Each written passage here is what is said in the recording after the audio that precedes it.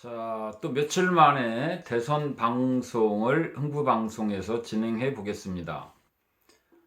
제가 며칠 또 대선 방송을 쉰 이유가 있죠. 사실 솔직하게 말씀드려서 별 재미를 못 느꼈습니다.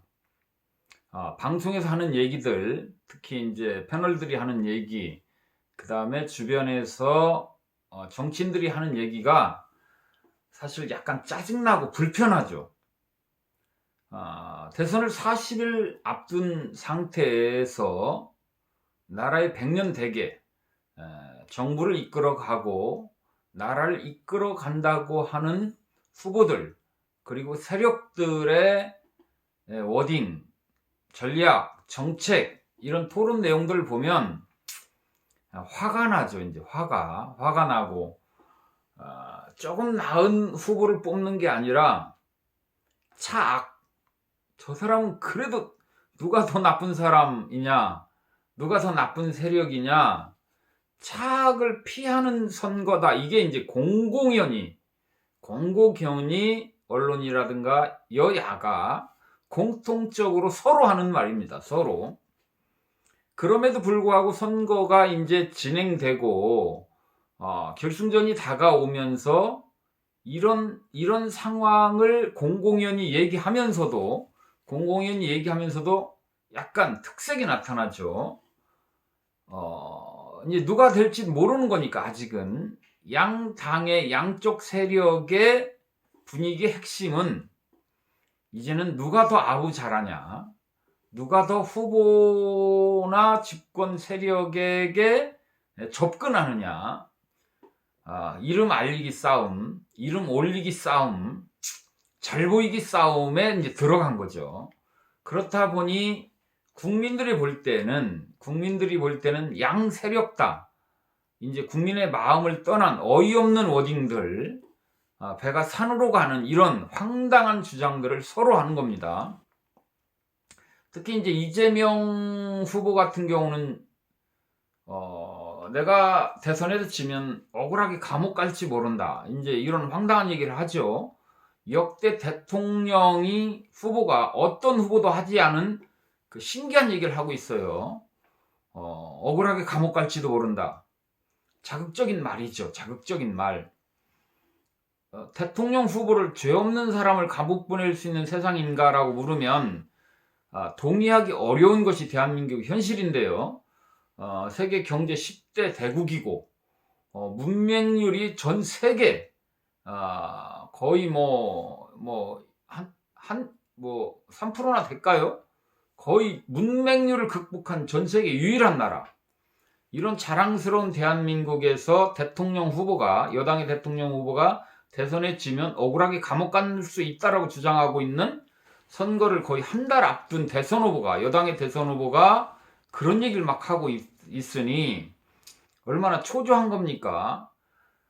그래서 이런 여야를 떠나서 황당한 어딩들을 하고 있어요.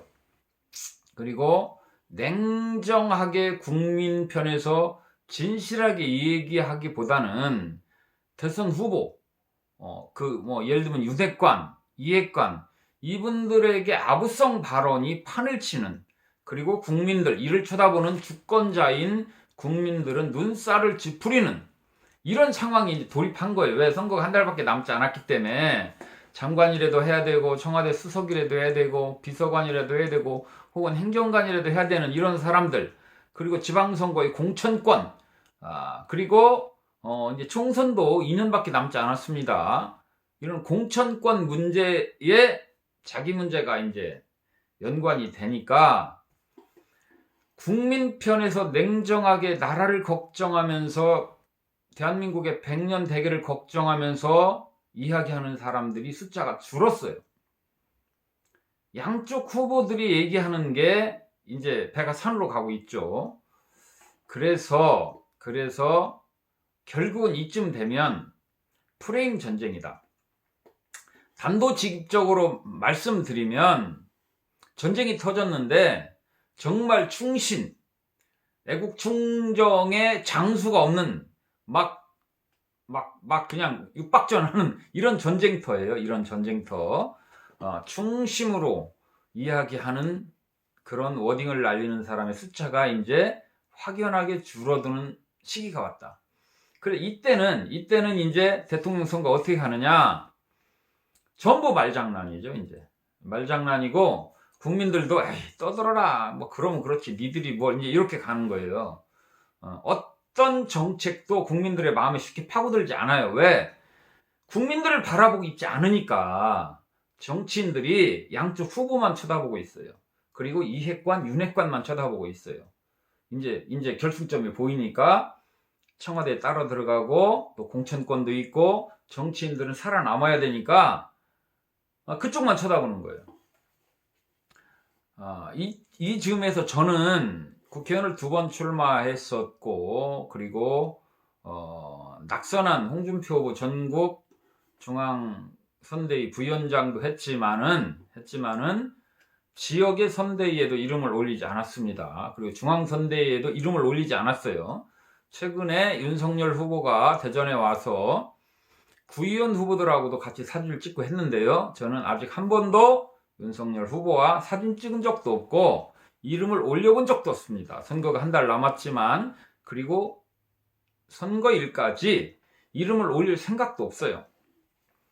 농공행상에 참여할 생각도 없습니다. 그래서 제가 이런 말씀을 자신 있게 드리는 거예요. 줄서기 싸움, 이름 올리기 싸움을 지금 하고 있어요. 그렇다 보니 이제 정말로 국민을 위한 시야는 잃어버린 거예요. 국민을 바라보고 국민의 선택을 받아야 되는데 이제 국민을 쳐다보지 않는 거예요. 양당이, 양진영이 이제 후보만 바라봐요. 이름 올리기 싸움, 줄서기 싸움. 어디가 동아줄이냐? 누가 윤석열과 친하냐? 누가 이재명과 친하냐? 이제 국민은 안 보이는 거예요. 그래서 이제 TV 보기 싫고 대선 얘기가 나오는 거 쳐다도 보기도 싫고, 그래 떠들어라, 이제 이 수준으로 가는 거죠. 정책은 보이지 않고 이제 서로 이제 음해하고 욕하고, 국민들이 볼 때는 뭐 도찐 개찐 막 이렇게 보이고, 대한민국의 현 주소에서 대한민국이 어떻게 하면 업그레이드 되고 어떻게 하면 더 좋은 나라가 되느냐, 이런 부분에 대한 정책 대결은 이미 없어졌어요, 이미. 그리고 지금 국민들이 가장 심각하게 생각하는 부동산 문제, 어떤 것이 대안이냐, 이거 뭐 심각하게 이야기도 안 하고 있죠. 오로지 서로 이제 끄댕이 잡고 싸우는 모습만 보이다 보니 양쪽 다 싫은 거죠, 이제 국민들이. 그래서 이 즈음에 그러면 결과는 어떻게 나올 거냐, 대선의 결과는 어떻게 나올 거냐, 큰 틀의 프레임 전쟁입니다. 프레임 전쟁. 이미 결정되었다고 볼 수도 있어요. 예를 들면 이준석 당대표 철없는 고등학생 수준의 황당한 가출을 몇 번 했죠. 돌아오고 뭐 하고 뭐, 그래서 지지율이 올랐다 내려갔다고도 하고, 뭐 이준석 때문에 망했다고도 하고, 또 이준석이 다시 일으켜 세웠다고 하는데 잘못 보는 거죠, 전부. 이준석 때문에 망하지도 않았고 이준석 때문에 잘 되지도 않았어요. 큰 프레임은 가만히 있었어요. 가만히. 지지율은 10% 유동쳤지만 그분들이 국민의힘을 버렸거나 다시 선택한 것이 아니에요. 여론조사는 투표가 아닙니다. 심리전이에요. 조금 짜증나면 보류하는 거예요. 응답률이 떨어지는 거죠. 그리고 좀 이뻐 보이면 잘 응답하는 거예요. 양쪽 진영의 지지율은 크게 요동치지 않았어요. 이게 이제 여론조사의 함정이거든요. 그래서 어쩌니 저쩌니 떠들고 멱살 잡고 싸우고, 또 여론조사는 여론조사대로 조사를 하면 뭐 오르고 내리고 해요. 이거는 착시 효과입니다. 큰 프레임은 절대로 변하지 않아요. 여론이 국민의 마음이 어떻게 이리 갔다 저리 갔다 합니까? 국민의 마음은 약간 혼내고 싶을 때는 혼내고, 도망가고 싶을 때는 도망가고, 싫을 때는 싫은 거예요. 그래도 투표할 정도, 내가 선택할 정도의 큰 틀의 프레임은 이미 정해져요. 이걸 깨기 쉽지 않습니다. 그래서 이번 대선은 정권 교체가 거의 될 것이다라고 제가 초지일관 주장한 이유가, 윤석열이 이재명에게 10% 질 때도 저는 대선은 윤석열이 된다 이렇게 주장한 이유가 뭐냐면, 여론조사는 심리일 뿐입니다. 심리. 10명 중에 1명만 보류하면, 윤석열을 눌렀던 사람들 중에 10%만 보류하면 20%가 바뀌어. 20%가 이쪽 누를 사람이 안 누른 거니까. 그래서 여론조사는 심리일 뿐이고요. 이번 대선의 큰 틀의 프레임은 정권 교체입니다. 변명할 수 없는 엄청난 정책의 실패는 1번이 부동산 문제예요. 부동산. 이건 변명할 수가 없어요. 대한민국의 지속 가능을 무너지게 하고, 청년들의 꿈을 짓밟고, 결혼도 할 수 없는 세상, 꿈을 꾸을 수 없는 세상을 만들었어요. 3억짜리가 6억 되고 5억짜리가 10억, 15억이 됐어요. 불과 몇 년 만에. 이거를 뭘로 변명할 겁니까? 뭘로? 그래서 변명할 수 없는 잘못을 했기 때문에 바꿔봐야 되는 쪽으로 가고 있는 거예요. 이재명은 정권 교체가 아닙니다. 민주당이에요. 민주당의 정권 연장이에요. 민주당의 이런 엄청난 대한민국에 해악을 끼친 이런 정부는 반드시 심판을 받아야 맞는 이 큰 틀의 프레임을 어떤 사소한 일이 극복할 수가 없어요. 김건희 리스크? 절대 안 되는 거예요. 윤석열의 정치의 미숙함? 경륜의 짧음? 이런 걸로 윤석열 캠프를 잡아뜨릴 수 없어요. 큰 프레임이 정해지면 잔가지를 어떻게 할 수가 없습니다. 이번 대선은 부동산 대선이고 정권 교체의 그 프레임에서 벗어나기 쉽지 않습니다. 그런데 민주당의 많은 정책, 그리고 국회의원들, 그분들의 주장은 이재명의 잘못을 변명하고 문재인 정부의 잘못을 변명하기에 서로 앞장서죠. 왜? 잘 보이려고. 이재명 미래 권력에게 잘 보이려고 그 싸움을 하게 돼 있어요. 윤석열에게 잘 보이려고. 그러나 대한민국의 큰 프레임은 접근할 수가 없는 거예요. 쉽게 바꿀 수가 없습니다. 그래서 이번 대선은 정권 교체가 거의 확실한 상황이다. 경천 동지할 만한 어떤 큰 이변이 일어나지 않는 한 정권은 교체됩니다. 그리고 교체해야 맞는 거예요. 살아있는 국민이라면 심판할 때 심판할 수 있어야 그게 민주주의고, 그게 투표죠. 사탕 발림이나 사기에 넘어가면 안 되죠. 5천년 역사에 한두 번 있을 만한 나라를 확 뒤집어버리는, 나라를 완전 박살내버린 이 부동산 폭등, 대한민국의 미래, 청소년들, 그 다음에 청년들, 신혼부부들이 세상 살기 싫게 만든 나라. 이 원죄를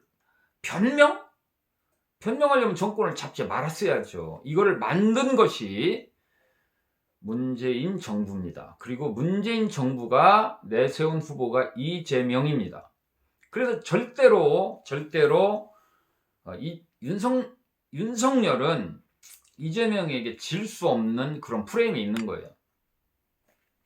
대형 사고가 안 나면 그런 프레임에 있다는 거고, 그래서 진정성 있는 워딩과 진정성 있는 행보를 해라는 거죠. 홍준표가 중요한 게 아니고, 이준석이 중요한 게 아니고, 김종인이 중요한 게 아니에요. 큰 프레임은 이미 정해졌으니 윤석열 후보는 간단해요. 북핵 문제가 됐든 경제 문제가 됐든 부동산 문제가 됐든 가슴에 있는 얘기를 솔직한 고민과 솔직한 대안을 이야기하면 됩니다. 어떤 말도, 어떤 대안도, 어떤 워딩들도 일장일단이 있어요. 예를 들면 지금 이재명이 가장 펄펄 뛰는 선제타격, 그거 국민 희롱하는 거죠. 선제타격 당연히 해야 되는 거 아닙니까? 자세히 이야기하면 돼. 자세히. 아니 지금 선제타격이라는 게 서울을 한 방에 1000만 명을 다 죽이거나, 대전 한 방에 대전 150만 명을 싹 다 죽이거나 할 수 있는 핵무기를 쏠려고 하는 그걸 발견했을 때 먼저 때려야 된다는 게 선제타격인데 그걸 하지 말라는 얘기요? 그게 무슨 포퓰리즘입니까? 그 이재명 이상한 얘기를 하는 거예요.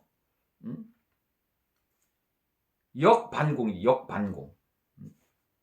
역색깔론. 당연한 얘기를 하는 거예요.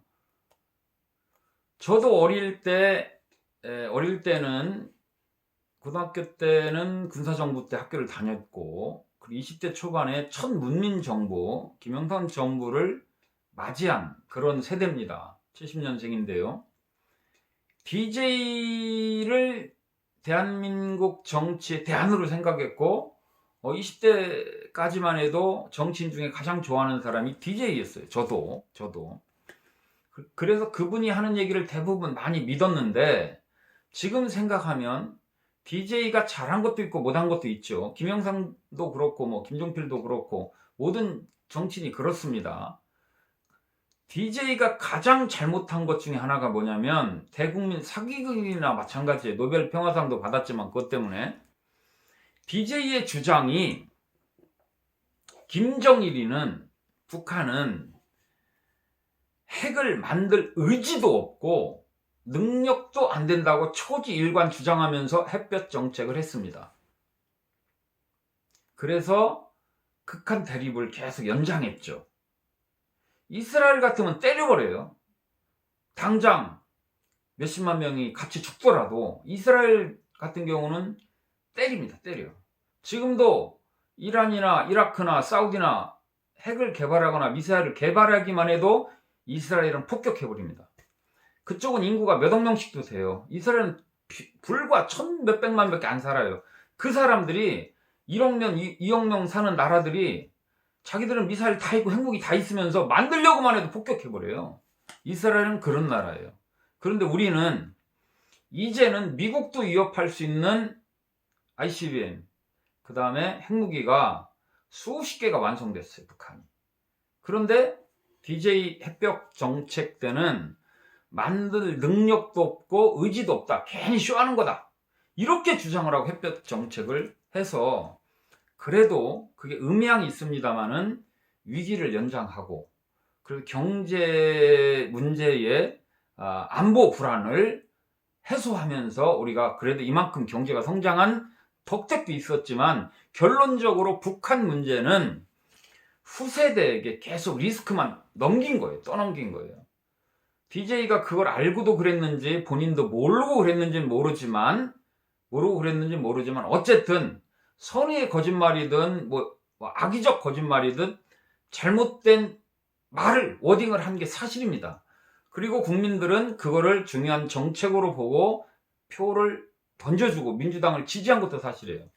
근데 어느새 북한은 핵무기를 만들었고 비대칭 전략이긴 합니다만은 세계 군사 5대 대국까지 됐어요. 북한이. 미국이 철수한 상태에서 핵까지 놓고 보면 우리는 북한하고 싸움이 되지 않을 정도로 북한이 더 센 나라가 됐어요. 군사력만큼은. 그래서 제가 이제 군사력 부분을 잠깐 얘기했습니다만은 이렇게 본질로 들어가면 이야기하고 논할 많은 사실들이 있죠. 그런데 이재명 후보는 쉽게 포퓰리즘으로 쉽게 매도해버리죠. 색깔론이다. 무책임하다. 안보를 불안하게 한다. 그런데 사실은 윤석열 후보가 틀린 말은 아니거든요. 우리의 생명을 어떻게 담보합니까? 저쪽이 핵을 발사하려고 하는 징과 보면 때려야지. 우리 그 맞아요 그러면 핵무기를? 이렇게 본질적으로 들어가면 충분히 설득할 수 있는 문제들을 솔직하게 이야기하면 됩니다. 이미 큰 틀의 프레임은 정권 교체로 가고 있다. 이제 남은 시간 동안 솔직하게 이야기하면 된다. 저는 이렇게 봅니다. 솔직하게, 진실하게. 국민들은 바보가 아니다. 그래서 안보 문제, 경제 문제, 부동산 문제 이미 답은 다 나왔다.